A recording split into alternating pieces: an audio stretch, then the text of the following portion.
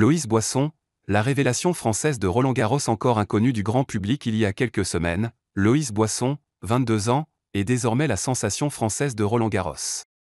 La jeune joueuse, fille d'un ancien basketteur professionnel, enchaîne les performances de haut vol et vient de se qualifier pour les demi-finales du tournoi parisien. Ce mercredi 4 juin, elle a signé un véritable exploit en éliminant la prodige russe Mira Andreeva, 6e mondiale, au terme d'un match intense de plus de 2 heures.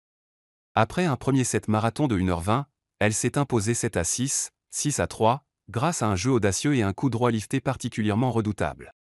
Encouragée par un public entièrement acquis à sa cause, Boisson a su garder son sang-froid dans les moments décisifs. Elle disputera sa demi-finale ce jeudi 9 juin, marquant un tournant historique dans sa jeune carrière. Mais avant de faire vibrer le cours Philippe Chatrier, la Française avait déjà fait parler d'elle dans un contexte bien différent. En mars dernier, lors du premier tour du tournoi WTA 250 de Rouen, une scène insolite avait défrayé la chronique. Alors qu'elle quittait le court pour changer de côté, la Britannique Harriet Dar s'était plainte à l'arbitre de l'odeur corporelle de Boisson, déclarant « Pouvez-vous lui dire de mettre du déodorant ? Elle sent vraiment mauvais ». Ces propos, captés par les micros, avaient rapidement enflammé les réseaux sociaux.